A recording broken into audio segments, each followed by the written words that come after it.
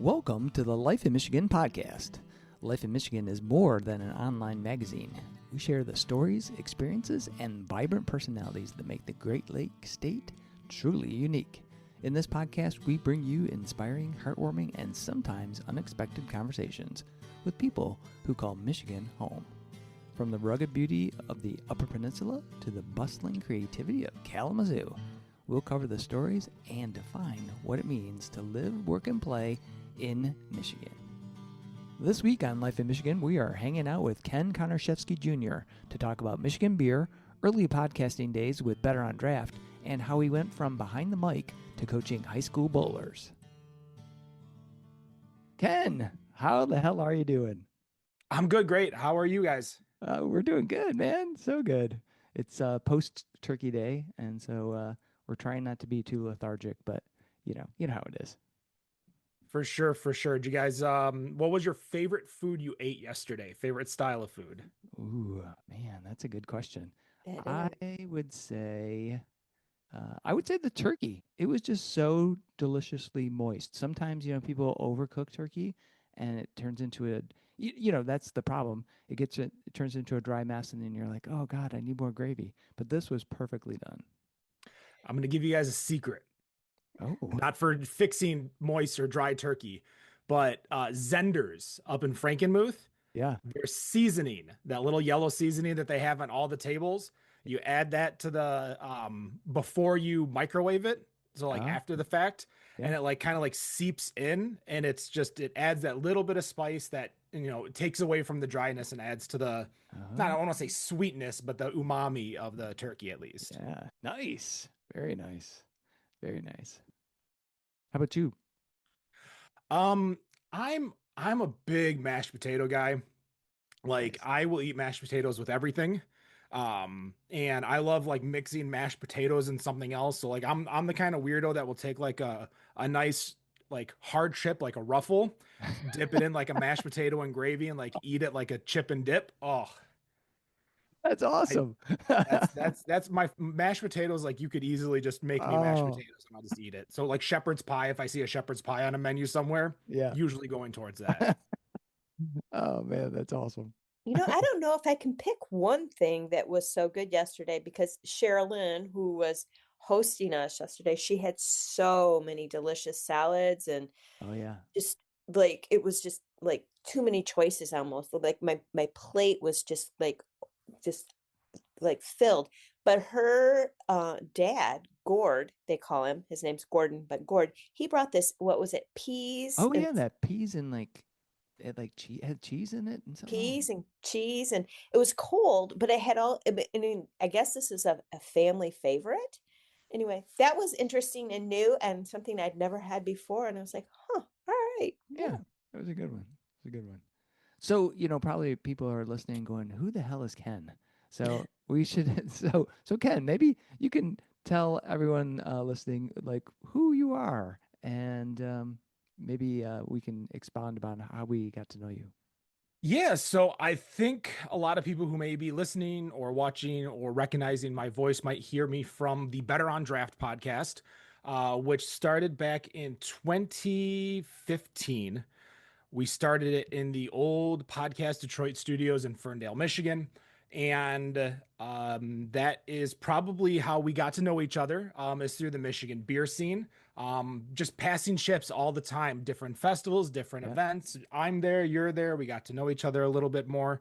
So I started the website Better on Draft, the podcast Better on Draft with two of my friends, Nick and Dan. Since then, we've probably recorded over 400 different episodes. Wow. Interviewing the likes of local greats like Bell's, Founders, Shorts, Atwater, all the way to national and international. So we've had Wendy Yingling on our show. We've had Firestone Walker on our show, the brewery out of California. So when COVID hit, that's actually how we expanded a lot more than just, Michigan, Metro Detroit, that Ohio, Indiana, Illinois aside as well. Uh-huh. And that's where we kind of went through. So after about 9 years of podcasting, I officially hung up the headphones and the microphone. There was just not enough hours in the day to do everything I wanted to do. And so now I'm just a high school bowling coach, but I still have my love for beer.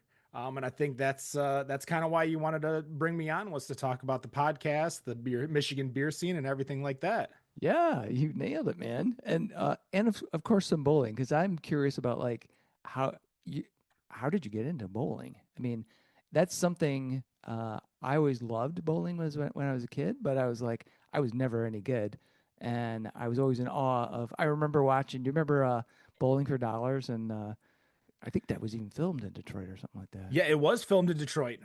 So Bowling for Dollars, I don't want to age you and not age me, but it is definitely I'm aware of it just because of the Detroit history. But it was I definitely a lived little it, bit. Ken. Yeah, it's kind of like, if have you guys been in Michigan your whole lives? Yeah. So Yeah. are you familiar with Ricky the Clown? Ricky the Clown. No, I remember Okay, so that Ricky Bozo. the Clown is like a Detroit not a Detroit version of Bozo. It's like Bozo the Clown, but for Detroit it was Ricky the Clown. So that's like if you grew up in Detroit in the 60s, 70s, you knew about Ricky the Clown, kind of like Bowling for Dollars. But I got into bowling.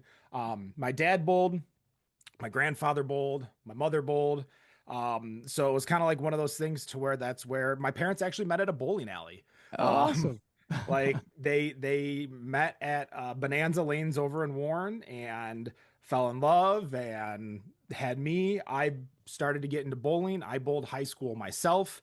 And then, there's so many leagues with so many alleys out there. So I bowl, like personally, I bowl Thursday nights right now in leagues.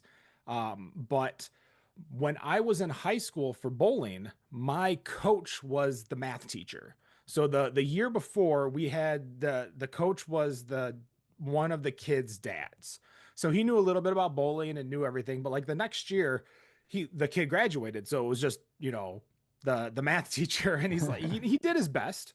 He knew about bowling, but coaching, I wouldn't put that on him. So when I got myself a coach a couple years ago, I'm like, you know what, I want to do this. I want to give back to the community. So I wound up going to a city called New Philadelphia, Ohio, to get licensed, or it's not a license, my trained certificate to be able to coach. So there's, for the USBC, which is the United States Bowling Congress, they give you, bronze, silver, and gold. So like your bronze head coaches are like your high school coaches, your silver coaches are your college coaches usually, and then like gold coaches, these are the guys that talk to the PBA bowlers. So if you ever watch PBA and they're going back to talk to their reps, that's usually a gold level coach that's giving them some advice. So cool. I just wanted to give back to the community, and I found a school, and I'm in my third year, coaching JV boys, teaching them, the beginnings of bowling. Oh, that's awesome, man. So are they doing the big I always, think of those huge hooks, that I don't even know, I don't even know the terminology for bowling, but hook is the right term. Is Yeah. it? Yeah. We're just almost like it's going to slide into the gutter and then just like ricochets back in. It's like, wow. Yeah, that's that. There's a lot of technology. When we think technology, we think, computer parts, but the technology in the bowling balls, the technology and the oil that they put on the lanes, there's a lot that goes into it. So my job is to teach them how this works. Now, sadly, we are a self-funded sport, which means we don't get free bowling balls from the school or anything like that. So we're, a lot of times, like I had a kid who his bowling ball was a bowling ball passed down from his grandfather. So it was a 16-pound rock from the 1980s. Awesome. And he wasn't necessarily the strongest kid. So we had to teach him how to get his, strength up to be able to throw it, because there was no option to go buy another ball at that time for him. Yeah. A 16-pound ball. That's pretty It's big. a big ball. Yeah. That is. And back in the 80s and 90s, a lot of it was just speed, accuracy, and that little bit of hook. But now, like, the pros are throwing, because they're throwing, when you go to like a professional tournament, some days you're throwing 12, 14, 16 games in a day. Oh, You wow. can't throw a 16-pound ball that many times in a day and have an arm the next day. So they're moving down to 15 and now even 14 pounds, because they're throwing it so fast with so much angle on their hook that they're able to strike consistently without having to like torque their arm and hurt their arm. Wow, that's crazy. Is bowling still on television? Because that was another thing, not just Bowling for Dollars, but like the PBA always had, I was like Sunday or something. Yeah, so they used to have like the on ABC or ESPN Sundays at 1. My dad and I used to watch it religiously, or we would tape it to watch it later. Yeah. But now I really can't tell you just because I haven't had cable in over a decade. So Right. most of the time I'm watching usually YouTube. They'll usually put on the full match on YouTube like a week later, so I'll go check it out. But it's on UPN now, I think. So I believe that's free TV, which is going to be good because I think it'll get a lot more eyes, but like trying to sell it. They were on CBS and Fox recently, and they did like some promos with NASCAR and a few other different sports. But yeah, it's definitely fallen off a lot more as the attention for, everyone's or the time for everyone's attention is spread so thin. Yeah. Now that you have so much media to listen to, I mean, I'm looking right behind you. You've got all of those, big records right behind you with the record player. You look up right behind me, like this right here is just one book series right on top, stacked on each other. So everyone's fighting for each other's attention, and I think bowling's definitely hurt a lot out of all of it. Wow. Yeah, I mean, it's a misunderstood sport, I think, right? Like, because it feels like something our parents did. I mean, why do you think, people, I mean, aside from what you just shared, that people just don't have time, like what is it that people like don't understand about it nowadays? Like what besides, I mean, it takes time to go to a baseball game. So I think there's a little bit of twofold into that answer. One, the hobbies that parents have are not necessarily transmitting to their children anymore. Hmm. Because of easy access. Like think back to when you were growing up and you were listening to music, you were stuck with the radio or whatever records your parents had. Yeah. There was no Spotify, there was no YouTube, there was no Tidal. Think about games. You got to pick whatever games your parents bought because their Nintendo, they only wanted Tetris or they only wanted Super Mario Brothers. You can't just go on to, play Flash games, even like when I'm growing up in the early 2000s and going to play Flash games or going to play games on AOL. Like, as we've gotten older, the access to these different hobbies has gotten a lot easier for the younger generations. True. So, for kids, like for me, when I was growing up in the 90s, I only got to do, I listened to like, I can't tell you how many times I've heard Golden Earrings, Radar Love, because that's my dad's favorite song. But I just heard it over and over. Or Motown. That's how I got raised on Motown and jazz because my parents both love Motown and jazz. I didn't really get the chance to have my own idea until I had my own radio and I was able to start listening to 89X and getting into that music. So going back to bowling, when you don't have these parents passing down these hobbies to the children, it's, harder and harder for more and more people to get in. And bowling's actually, it's not an expensive sport to get into. It is expensive, but it's not that expensive as people think. To get a standard off the rack bowling ball drilled just for you, is as little as about $110-$120. Bowling shoes you could get for $30 online. And that's one thing, whether you're a casual bowler or you bowl once a year, buy your own shoes, please. The amount of disease, and they do their best to, spray it and stuff, but trust me when I say like that $30 will pay for itself in 5 years because your feet aren't going to grow after a certain age. So you might as well just have your own shoes, bring them to the alley the once or twice a year you go. And that's not, I don't make any money selling bowling shoes, but that would be my pitch to everyone. So like, I think the misunderstanding of that, but let's talk about, here I'm in Ann Arbor right now. And I grew up in Metro Detroit, and I can count how many different alleys have closed from Sunnybrook to Pampa to Thunderbird, like all these lanes that have closed because less and less people have started to go because now you're fighting against, kids that were going to the mall and going to the bowling alley and the roller rink on Fridays and Saturday nights can stay home and play video games. Yeah. And still interact with their friends over Discord or TeamSpeak or whatever. So you still have that camaraderie between people. You don't need to be in a location. So between passing down the hobbies, between like the misconception like of how much it costs to get into the sport, and of course the closing of bowling alleys, like there's a lot of things that have hurt. But I will say, as we go in and we see some of these younger kids bowl and perform, and if you go look at like last year, like Ethan Fior, um Dio Bernard, like these kids are 18, 19 years old competing on the pro tour and winning. Wow.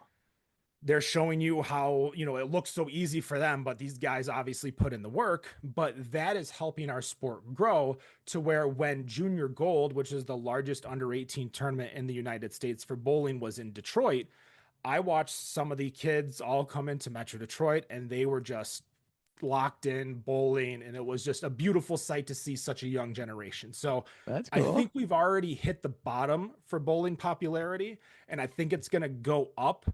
Even though we're going to see shrinkage with more alleys closing, I think we're going to see it kind of have, I don't want to say it's going to be a comeback, like it's going to be as it used to be, some of the most popular TV, you know, on TV on a Sunday. Yeah. But I think it's going to have a little bit of a swing back. Nice. Yeah. We're actually going bowling. Yeah, we're actually going bowling. For our Marshall Christmas, we Yeah. decided it would be more fun if we had an activity. And it's really an activity that you can have somebody 10 bowling and you can have somebody 70, 80 bowling, right? Like you can, and everybody can enjoy it, right? You know, you could keep score or not keep score, you know, like you can have fun and you can do something for an hour or two and just be with each other and have conversation, right? You know, so we're going bowling. We're excited. Yeah. And I'm going to buy shoes. That was the first bit of advice I just got. I'm going to buy some shoes on Amazon as soon as we get done here. Well, and bowling shoes look cool too, right? Yeah, they do. They do look cool, but you can't wear them anywhere else but the bowling alley. No. So what's another thing you can give me that could instantly improve my game on my for the Marshall family bowling experience? This is the one thing I always tell my kids, especially the kids that just started. You're gonna bowl a gutter, you're going to miss your spare, you're going to throw a bad game. The important thing is to not lose focus of the fact that you're playing a game and you're having fun. Bowling is 90% mental, 50% physical. And I mean that literally. Whenever you watch people bowl, it's just like any sport or anything like that. When you're in a slump, you're in your mind, you've got the yips, you're going to miss, miss, miss, miss, miss. When you're on a streak and you're hitting good and you're doing good, it's the exact same thing for bowling. How you mentally go into a game, as long as you're having fun, you're going to realize the things that you're doing, where you're looking, how you're throwing. All of that is going to come together. So maybe it takes a fourth beer instead of just three. But just to relax and remember that it's just a game. And a year from now, you know, maybe your family might remember what you bowled, but what you bowled does not matter.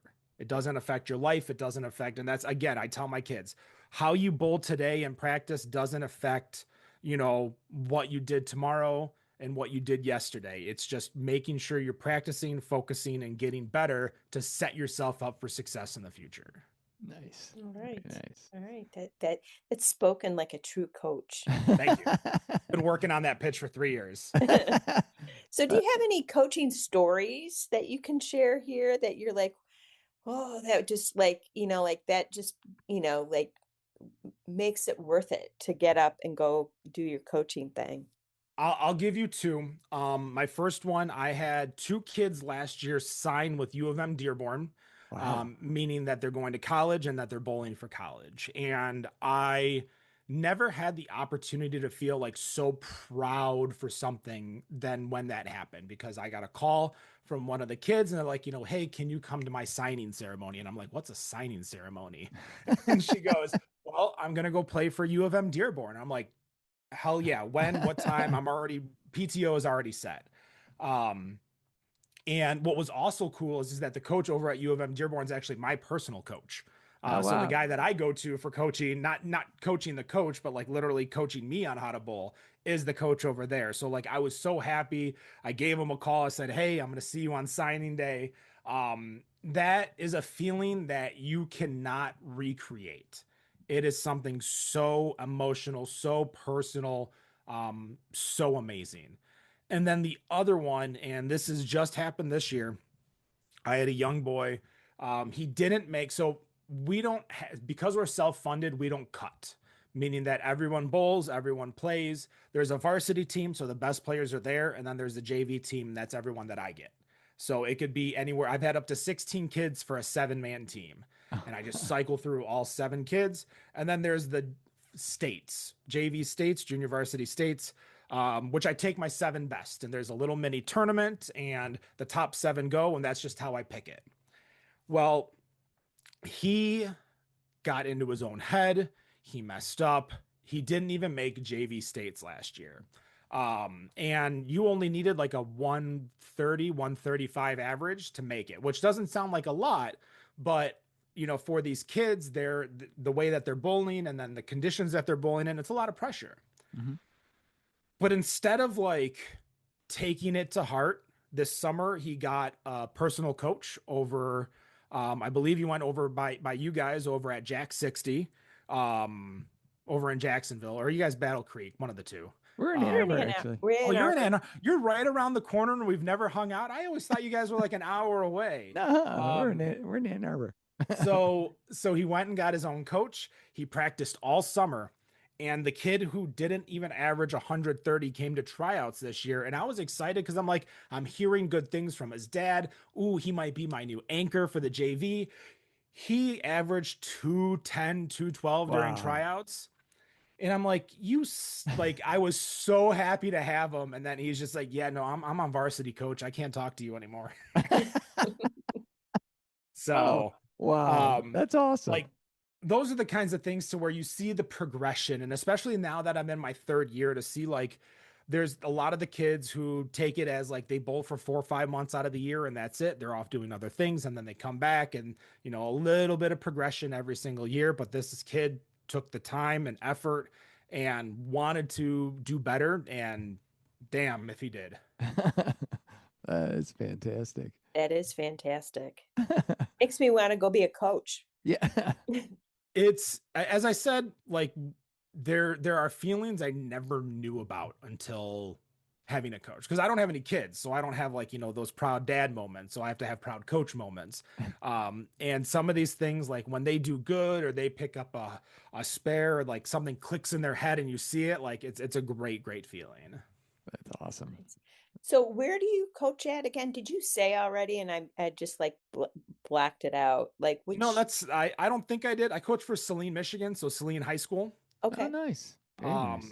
I'm out in Ypsi, so I'm right around the corner from y'all, but I was sending out messages to everyone. And that's the one bad thing, kind of going back to like, you know, what happened with bowling.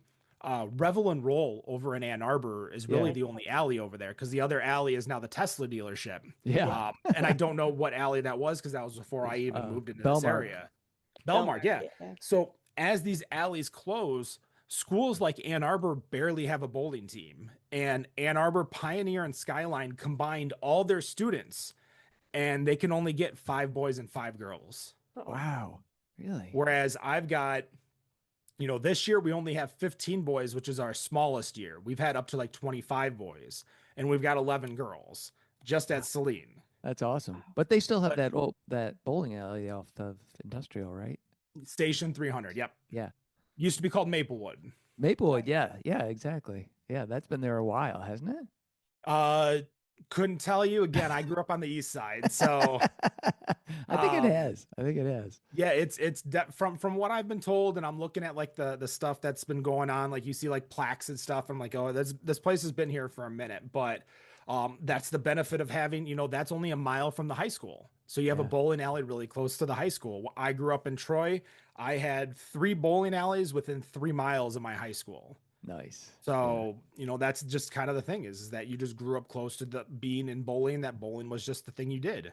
Yeah. Yeah. My one of my childhood friends from when I was like middle school into high school, his dad owned the Pinckney bowling alley before it burned down.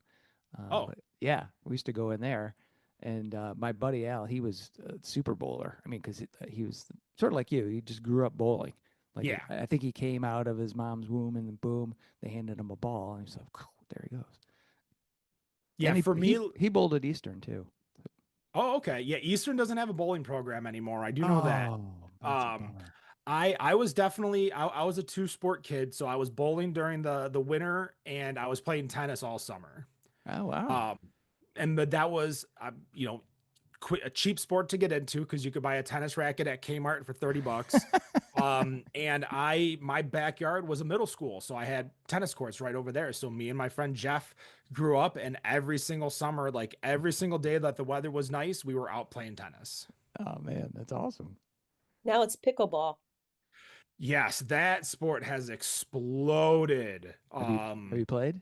I have not. I have Oh, not. you'd probably be natural, man. I'm You telling would you. probably be like, yeah, it's fun. It is. Again, it's one of those things that you can learn how to play it in 10 minutes and you can Mhm. be successful in 10 minutes and do the thing. It's a lot of fun.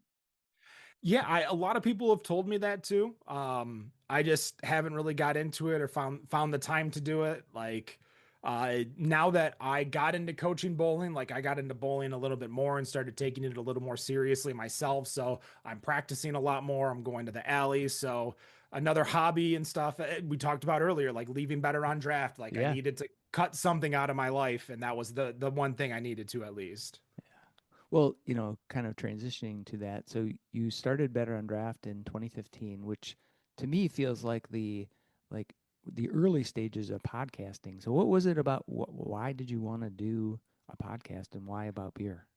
So me and Dan used to do a show. Well, we used to listen to another podcast and we would listen to it live and interact with them. And it was a podcast called WrestleView Radio, and it was all about professional wrestling. And we were big wrestling fans. We still are, but we were back then too. And we were like, we thought about it, and the way him and I just play off each other and we're just shooting the shit and just making each other laugh, we were like, we should start a podcast, just like how everyone thinks about it. We should start a podcast. So back then, like, Zoom wasn't big, so we were on Skype, but like Skype didn't cover in both the person who was calling in and your microphone. So we had to set up I think we had a Behringer set that they created that you can hook up like in and out. So it's still hooked up. So we started a show called 40 Ounce Fridays, and this was in 2013, 2012. Okay. And we were talking about beer, wrestling, and MMA. And so we would have three segments, one segment for each, and we would talk about beer, wrestling, and MMA. So what happened was we were at a local wrestling show at the Ritz in Warren. And a guy came up to us and said, hey, you guys are the ones that used to do 40 Ounce Friday, right? Because I used to actually own it, and the website still exists. I sold it a while ago, called Radio Influence. It started as Radio Under the Influence, and then it turned into Radio Influence. And that's where we hosted the podcast, and we had other podcasts. So we kind of started our own podcast network. Um, and we were thinking about it, and we're like, we really don't want to do it anymore. And he offered us studio space for dirt cheap, and said, why don't you give it a try? So we brought Nick in, because Nick is always usually the guy that we hang out with a lot. And the three of us started the show. And our very first episode of Better on Draft, when we were just testing it out, we had Eric Brigham on. Oh, awesome. The president of the Brewers Guild. And I love Eric, and we thought we were like the hottest shit. Like, this is our first episode. We got the president of the Michigan Brewers Guild. He brought us so much beer. And we were like, we had like a whole rundown of what we wanted to talk about and everything like that. And it kind of just like, we were just having so much fun. So we just started shooting out messages. Hey, who wants to come out? And we considered this almost like our bowling night, almost like our hangout night, our golf league or whatever, people do like once a week. Bottle shares back then, which were huge before COVID.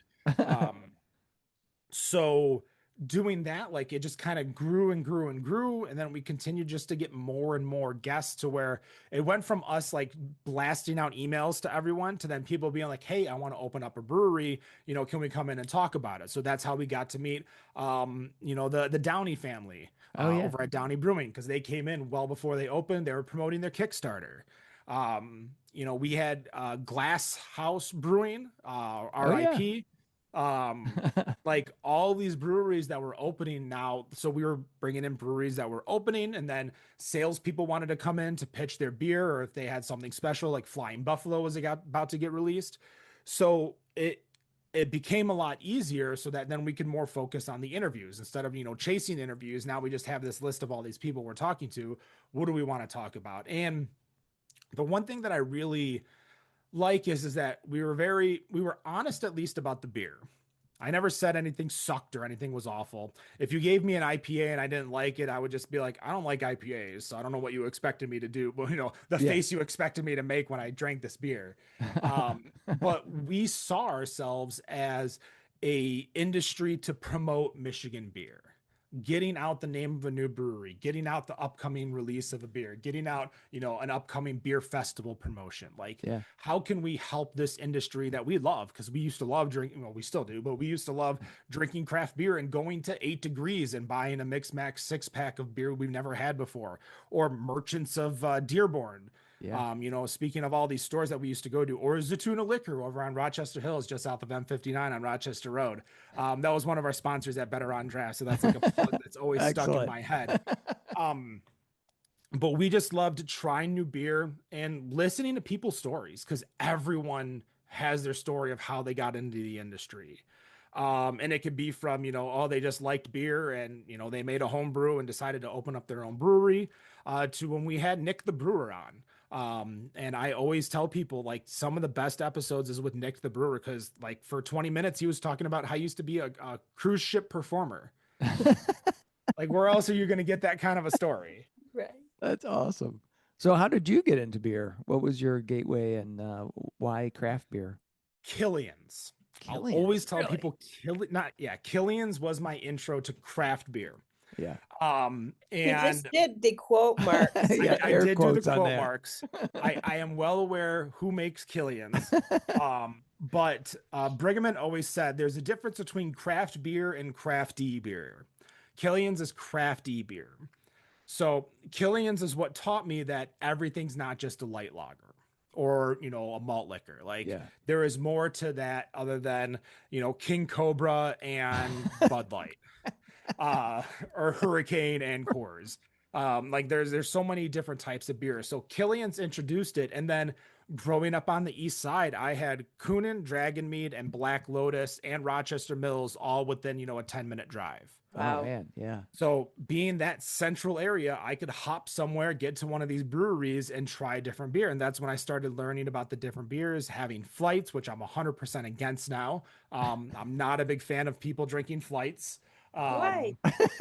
Well, we could get to that in a minute, but trying like different beers, learning my palate. And then once that happened, somebody suggested Merchants of Dearborn.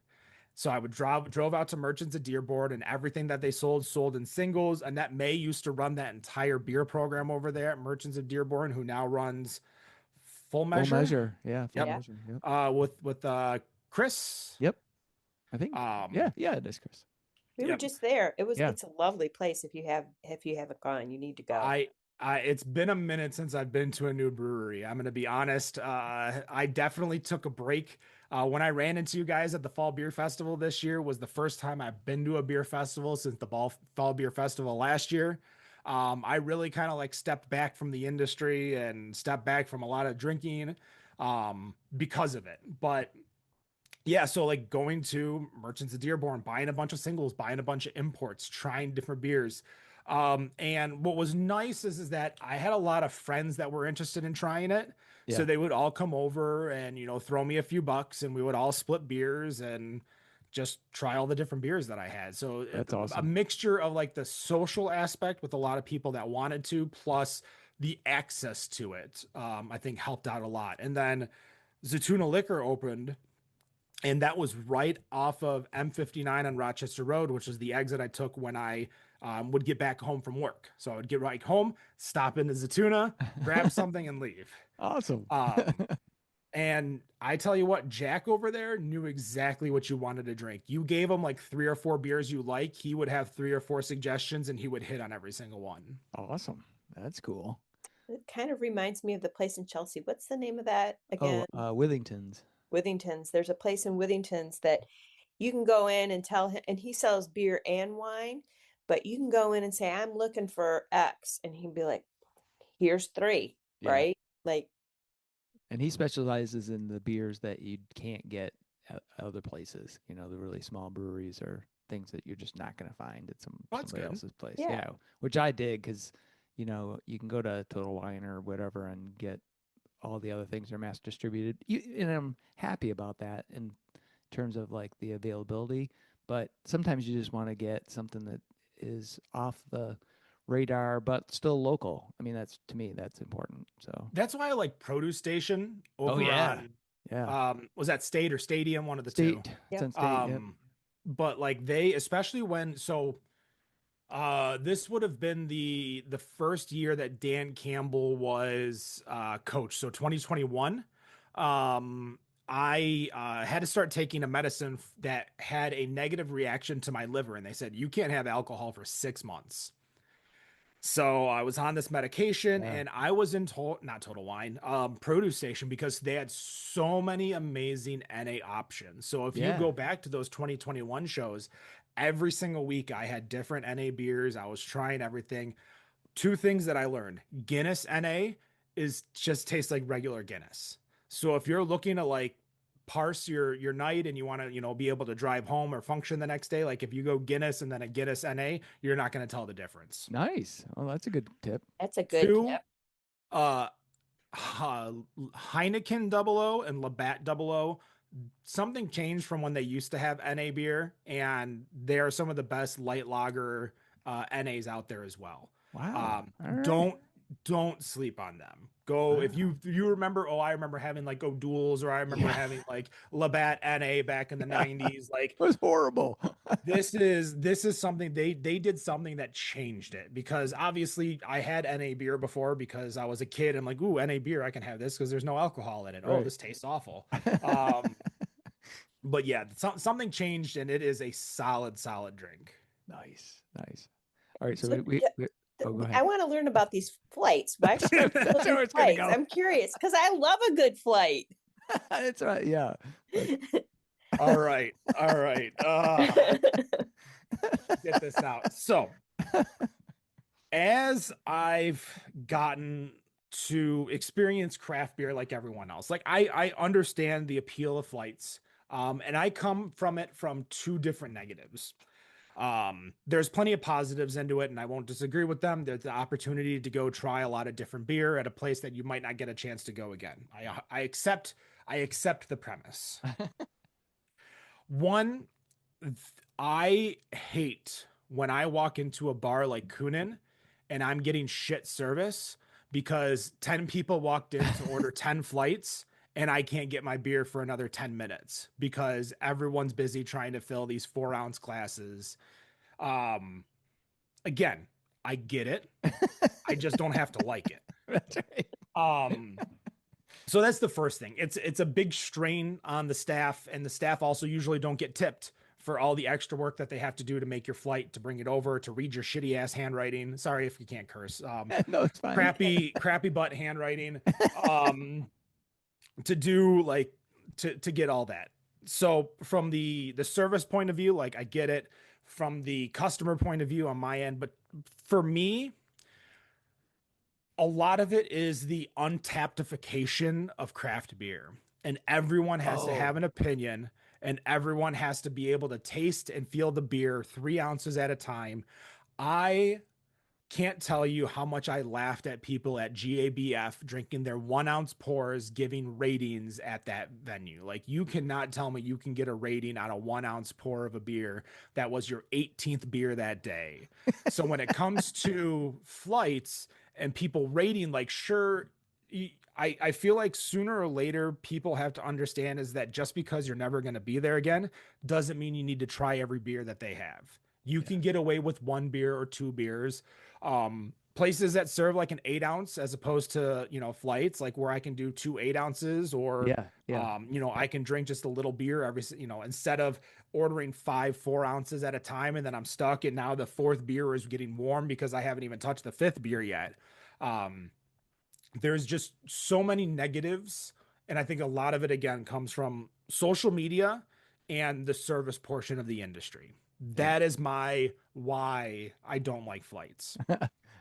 As a brewery, the opportunity to get you as many types of beer in front of as many people as possible. Again, I agree. I understand. I just don't have to like it. Oh man. Yeah, well, you know what? I'm going to think about that the next time I go into a brewery, and I'm no, like, no, don't let me ruin your no. I think it's good because I typically don't get flights because I just yeah. want the experience of a full pint.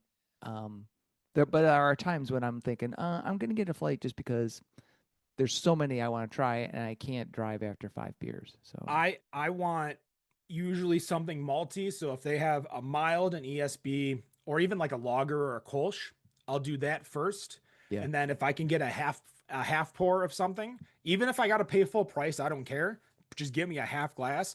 Then I'll go to something a little bit more sweeter, like a stout or a porter, or something that's got maybe a little bit more of a fruit adjunct in it. yeah, Because I want to be able to taste your beer the way you wanted me to taste it. Because there's no way you can get a true Kolsch pour or a side pour of a 4 ounce, mini. yeah, Right. yeah. The little guy, which But no, I think that, like if I'm in a brewery and it's super busy, I'm going to think about it before I order a flight. I mean, I had it's a never thought about yeah, that. I mean, uh, that's a really good point, right? Like, people are super busy. Do they really want to dink around with all of my little tiny pores? yeah. Yeah, But I'm it not just, still bitter about Coonan St. Patrick's Day 2013. Trust me. Oh man, that's too funny. I've never under like that was the first time I truly understood the service industry. And I got one beer. I tipped well because it wasn't like the servers weren't busting their ass. There was just too many people doing too many things, asking for too many things. And to be honest, I think a part of it is because they have their breakfast cereal released that morning. So everyone wants the flight of the breakfast cereal, Oh right, and they didn't have the proper um machine line to be able to get, having someone just constantly pouring and creating the flights while the servers are out there doing it. Like yeah, they weren't properly prepared. But again, like I go in there and I get to see the server once in an hour. Is just not ideal. yeah, yeah, for sure. so do you got any like advice or tips for newbie podcasters, aka Oh, us? newbie podcasters. One, everyone hates the sound of their own voice, so never make that as a reason why you don't do a podcast. um, I talk a lot. I hate the sound of my voice. I had to do, I recorded training videos for my last job, and I had to listen to myself for hours and hours and hours, just editing and re-editing and re-recording. It was just the worst. So don't do that. Number two, don't sell yourself short. Like start if you want to, like you don't need to buy all the equipment that you need to. Just start, and then once you feel like you've got the hang of it, then you go in and you buy a nice microphone or a nice headset. As I'm sure you guys are more audiophiles, like you can hear the difference between the trash that Spotify puts out and their MP3 rated songs versus a true something that's on vinyl or something that's not compressed. Like Yeah, you can hear those differences. But in podcasting, as long as you're not, staticky, as long as you're not coming in and out of like, the sound, like it's good. Leveling your podcast. Like I used to use a software called CN Levelator, and that would just level everyone because oh, that's good. especially if you listen to the old episodes with Matt Bush, and you could tell as the night got through, like he would get louder and louder and louder, even though I'm turning him down. You just can't catch it all. So like Right. making sure you level your podcast, especially for people who are listening, because nobody wants to like go into a podcast and then it just jumps up really high and then it gets really low and then it jumps up. But like having that. But for podcasting, everything can be done for free. Zoom is 45-minute meetings for free, but you can use Discord, which you can get into Discord. You can record Discord audio for free. Audacity is a free MP3, not MP3, a free audio recording Duh. platform. Yeah. So Audacity is great to use. CN Levelator, another free platform to use. So it's great. When you start getting a little bit more progressive and you want to be more performative, programs like StreamYard is easily one of the best programs out there because you can create soundboards, you can preload videos, you can share websites with everyone who's listening and watching.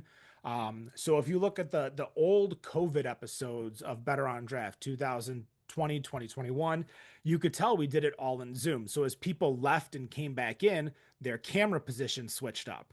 And so like you see me like fumbling trying to fix it live, if I remember to fix it live. Whereas StreamYard, like everyone comes in, there's green rooms in StreamYard, so you can bring people in and take people out, so you can take calls. But it's a lot of just progression. But I think the big thing is learning how to ask open-ended questions. That is the hardest thing for a lot of people because nothing is worse. And I don't know how many podcasts you guys have actually made, but when you ask a question that's open-ended and somebody says, yes, yeah, we have, we have.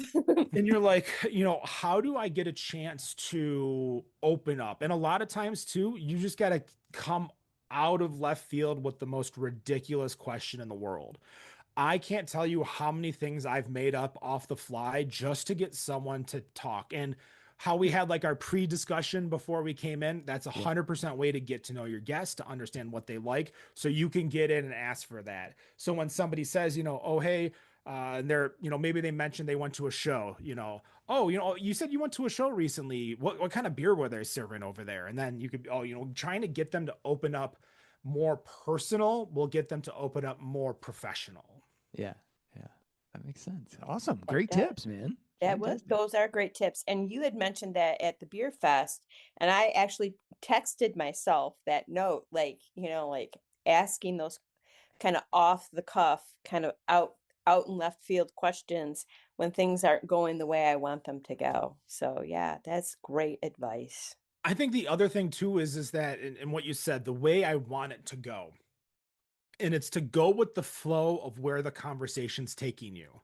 You might have had these, I can't tell you how many times we've had a list of questions for a person and we asked two of them because it went into, we had Ian on from Sellerman's, who I can't tell, he was at Valentine. I think he moved again.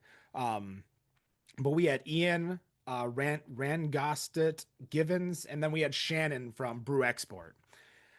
And we were talking and it somehow came to the fact like Ian was doing something somewhere and somebody offered him a night's sleep, and he got to this place at some guy's home, and this dude was a massive Budweiser memorabilia collector. So he went into this dude's Bud room and it was just neon lights and old posters and everything. And he's talking about like all these old bottles. And I'm like, and we spent 20 minutes on that. But the thing is that like, if you want to listen to this story, your fans want to listen to this story. Right. So don't cut them off. Don't try to go into, you're just not going to get to it. You're not going to get to the questions you want to get to. Start crossing out the ones that you're like, that's not important. That's not important. That's not important. But that's kind of like how we started with that structure and we ended with just, we had an idea, a general guideline of what we wanted to talk about. Made sure we hit the few points because we would always be like, what do you want to talk about today? Yeah. We will make sure we get to that. Everything else is just fair game. That's a great idea. I love that. Yeah. That is a good, I haven't asked that question, but what do you want to talk about today? I should have asked that before we even started this, so I could have baked that in early on, because now we're like 10 minutes out when we want to start wrapping this up. And is there something you wanted to talk about today that we didn't get to, or any shout outs? Well, let's see. Well, so Better on Draft is still going on. Wendy and Rob have taken over. They're still doing shows. They're recording a show live tonight, which you can follow at facebook.com/betterondraft, youtube.com/betterondraft. Just because I'm not part of it doesn't mean that it's still not moving and still going along. But the one thing I really want to make sure, especially because we are in Michigan, and I am a little bit hurt that we didn't talk about the amount of time, money, effort, and energy I've put into the Michigan Brewery Map app. Oh yeah, that's right. Yeah. That thing was Yeah, driving that's me. I know. That's me, Chuck. That's right. Well, I shouldn't say that's me. There's a few of us that run the app itself, but the Michigan Brewery Map app, that was my pet project. Uh, so I don't know when we started talking a lot more, but we started this at the end of 2020. And the entire point of the Michigan Brewery Map app was to take over for Rex Halfpenny's map and the Michigan Beer Guide that no longer, after they retired, after many, many years of writing that. But two, we were promoting all the breweries that had outdoor seating, because if you remember in January 2021, that's all you could do, and to-go beer. Yeah. Who had to-go beer that you can get, who had outdoor seating, and who had food. Because everyone wanted to know who had those three for beer. Because they're like, I want to support my local brewery, but how, I don't want to sit outside. Well, they have food and beer to go. Yeah. So that's how that started. That was February 2021, I think, is when we fully launched. And as the time has progressed, the whole point was to promote about upcoming breweries. Then we started adding upcoming festivals. So now you can find all the festivals that are upcoming in your area or in the state. So you can find the upcoming, Winter Beer Fest over in Grand Rapids. Obviously, Burning Foot's pushing their Black Friday sale today. I don't know when this comes out, but you can obviously go get your Burning Foot Beer Festival tickets for next year. And then we're like, okay, we've got beer, we've got mead, we've got cider, we've got kind of everything like that. And sometime last year, we're like, just because it's the Brewery Map app doesn't mean that it's not just breweries that are struggling. We've got amazing wineries, we've got amazing distilleries that don't serve beer. That was the whole point, is you needed to have served hard cider, mead, or beer. That was to get on the app. Yeah. So we took a lot of time, a lot of effort, because we have a lot of distilleries that are just distilling. They're not selling. They're not anywhere. So like Norden technically is out of Ugly Dog over in Chelsea, but there is no Norden brewery or Norden distillery. It's just part of Ugly Dog. So there's no hot spot for you to go. So finding out all these venues that were open or not, finding out all these wineries that, some wineries are only open to private parties. Yeah. So just because it's a winery doesn't mean that it's open publicly. So getting all of this information going and adding it to the app. And the one thing for the Map app, it has been 100% free for every single brewery, meadery, winery, cidery, everyone to be on it. And it's always been 100% free for everyone to use. We have not charged anyone. There is no paywalls. There is no anything crazy. We serve you at most one ad a day. And that's a launch ad, and that's it. That's it. Yeah. We wanted to make sure we were promoting it. We wanted to give the opportunity for places to buy advertisements if they wanted to, because now you're getting, sure, we're talking about, CPM when it comes to marketing, cost per mil, cost per thousand. But if I could tell you, oh yeah, you're going to get, $1 for every 1,000 people you serve, or I'm going to say you'll spend $25 a month and you're going to get 5,000 hits on craft beer or Michigan, beer enthusiasts. Like, you are getting the most direct notification out there. Yeah. You are hitting the people you want to hit. So doing that, allowed for us to succeed, promote, and now in the state of Michigan, if you make any type of hard liquor, whether it's kombucha, like Unity Vibration, or Maniacal Mead here in Ann Arbor, or Ipsy Ale House, everyone is on that app and we're promoting everyone. That's fantastic. I can't believe that I forgot to mention that, because that has been a lifeline as far as when you told me about that. I don't know, I think you were at the Michigan Brewers Conference and you were promoting your app. I remember you had a table over against the windows. Yeah. Oh yeah, I was sober at that time too, so that was the worst. Yeah, especially at that conference, just sitting there like, oh my God, I'm looking at the coolers of beer and I'm like, I can't have any of it. Man. Thankfully, somebody had brought hop water. I don't know which brewery or which venue or which table brought hop water, but I was just chugging that hop water. But I think that was when I got the app, and that has been helpful. But I guess I didn't realize that you had the distilleries on there now too. So it's basically almost like, Michigan craft beverages in total. Well, it is in total. It is in total, yes. Yeah, no soda makers or anything like that, but so we're not going to change the name of the app. It's still the Michigan Brewery Map app. I've invested too much into that to go in and change it. Yeah. But the whole point is, again, to just promote the liquor makers here in the States. Yeah. And one of the neat features and the big thing, so I used to travel a lot for work. I used to work for Toast Point of Sale. So I was all over the state. And I can't tell you how many times going to a city like, oh man, I'm going to Charlotte and there's a brewery there and it's a Monday. I'm like, oh, I'll go right after work, and they're not open. Yeah. Because it's a Monday and a lot of breweries aren't open. Now, I don't want to put like, Charlotte Brewing over there as the example. They're probably open on Mondays, or they're open now or something like that. But I can't tell you how many times I'd be in a city or I'd be driving home and I'm like, you know what? I want to stop for a beer somewhere. And I just search brewery, or I'd have Rex Half Pennies magazine in my car. And I'm like, oh, they're not open today. Yeah. So being able to search for the day of the week that you're somewhere is like the biggest thing that I wanted to do for that app. Like that was like the must have that I needed to have. Right. So how do you keep it? I mean, this is just me being interested from I'm intrigued. How do you keep it updated? Like what if like a brewery closes and they're no longer, like what is the process for making sure that the content is up to date? So I'm going to give a big shout out, Ed, who's the current editor over at Better on Draft, and Bill, who is the webmaster for Better on Draft. Between those two and myself, we're on social media enough. Not enough. That sounds like a negative thing, but we're on it enough, and the algorithm hits us to where we know when a brewery's opening or a brewery's closing. Like we just get fed those ads.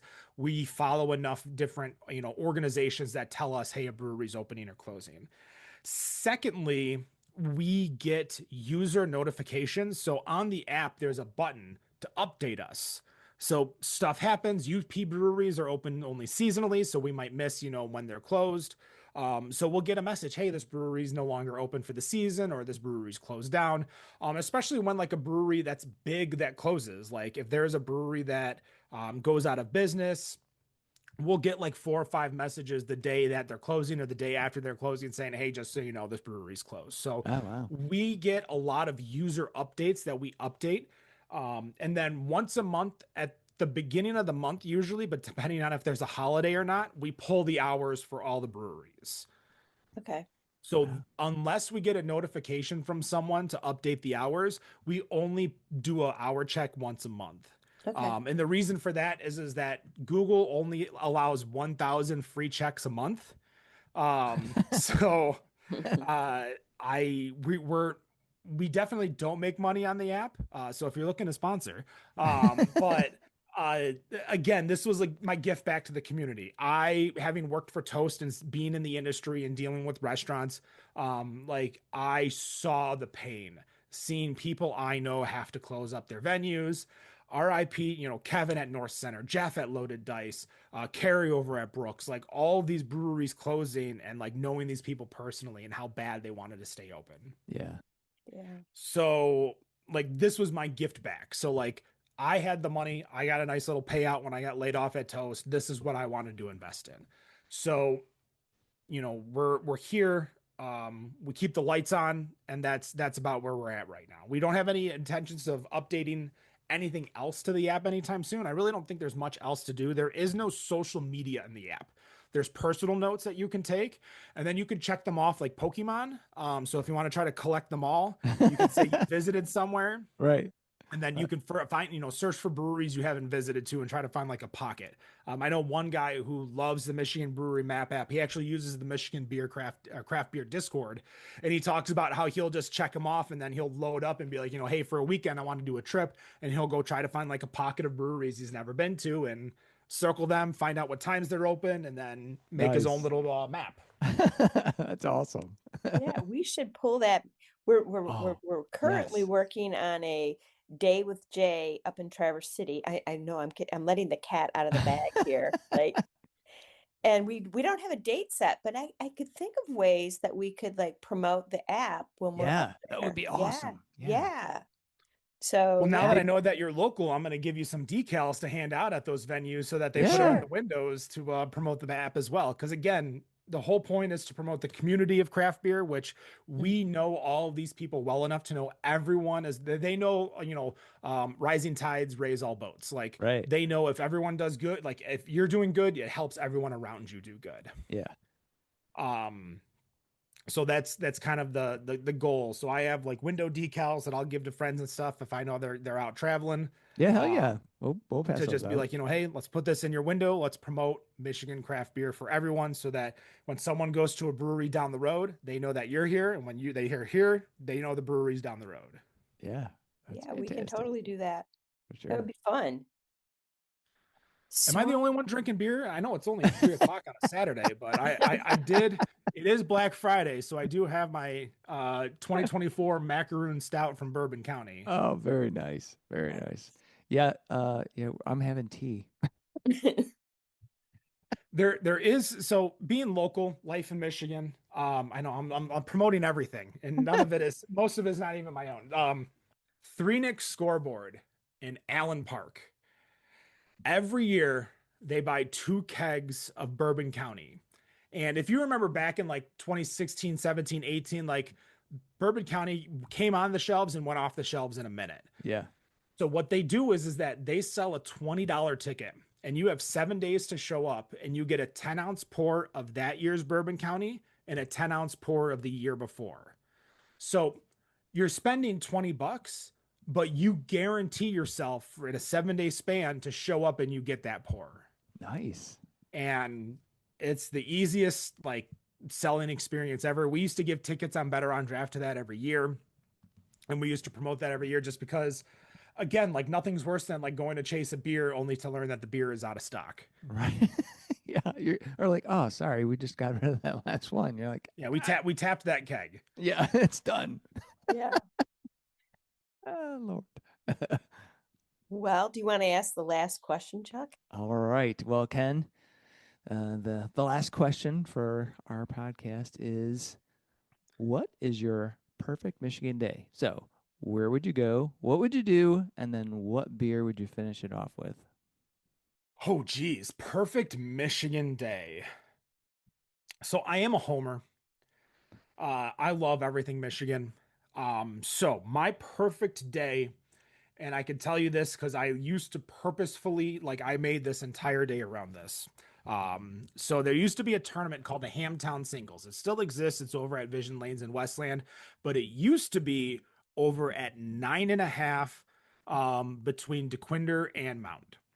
And if you're not familiar with over there, but there's an amazing Detroit style pizza place called Louie's. Oh.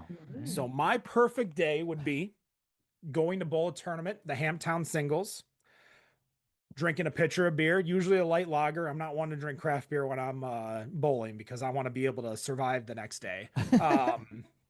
Especially because I drink by the pitcher because I'm economical. There's no reason to pour it into a glass if I'm going to drink it all. Exactly. Going to Louie's for pizza, and then right close in that area, but there is a karaoke bar. I don't know if it's still doing karaoke or not. On the Rocks over in Madison Heights, 11.5 mile in John R. The KJ there is amazing. I don't know what it was, but every single Thanksgiving night I used to go there, and no matter what year it was, everyone was singing country. It was the weirdest experience ever, but it was just that night. Like you would hear country songs because I used to go there all the time, but that night, every single year, it was just country, country, country, country, country. I'm not the big fan of country. So like I would use that time to try maybe some different songs. But usually I would at least try to get into like the more, country. There's a lot of songs about love and songs about heartbreak. So I would get into boy band mode, but I wouldn't sing like NSYNC and Backstreet Boys. I would be doing LFO, O-Town, BB Mac, like some of the more, B and C tier boy bands. So yeah, bowling in a tournament, drinking nice light lagers, having dinner at Louie's, finish it with some Okie and some more, shitty beer. Awesome, man. That sounds fantastic. I mean, that doesn't really help you with like the good Michigan beer. Like, God, I don't know if you guys have been in Ann Arbor your whole lives, but Old 22 that ABC used to make, Arbor Brewing. Yeah. That alt beer, so good. Yeah. But the best alt beer out there right now is Atticus out of Mothfire. Oh, yes. Yes, Mothfire, and Mothfire is 2 miles from us. Yeah, we can walk there. Yeah, we did. I begged them for a long time to sell me kegs, and they kept saying no. And so one day they finally said yes, but I had just bought a keg of Bell's Amber. And I'm like kicking myself, like, because I only have space for one keg in my kegerator. So, man, now that I know they'll sell it to me, there you go. The next time they release it, I'm going to get it. There you go. Awesome, fantastic. So one last plug for your map app. What is the URL for it? If you go to mibeermap.com, let me actually make sure that's still legit. Yeah, it's still the website. I'm pretty sure. Nope, I don't know that anymore. That's not good. I got to go fix that. Oh no, it worked. It worked. mibeermap.com. There we go. It's free on iOS. It's free on Android. We do have a web-based version. I'm going to be honest, it does not get updated as much as the app. But for the people who don't want to download an app, which I get, mibeermap.com just takes you to our link tree, which allows you to select if you're Android, iOS, or if you have a website version, gives you a little bit of information on MephTech, who's our app developer, as well as Better on Draft, the podcast that we talked about near the beginning of the show. We talked a lot more bowling than I expected to. I didn't realize we were going to get in there, but I'm happy. I love the sport. So. Yeah, we got to get into bowling. Come on. So, well, Ken, thanks again so much for being on the Life in Michigan podcast. Thank you. Appreciate you guys. Thank you so much for listening. Be sure to hit subscribe on your favorite podcast service to catch every episode of Life in Michigan. Help us spread the word by rating the show, sharing it with your friends, your neighbors, your family, your mail carrier. Share it with everybody, and leave a comment. We'd love to hear your thoughts. Stay connected by following us on our website and social media. This is a Life in Michigan production. Until next time, take care and have a fantabulous day in Michigan.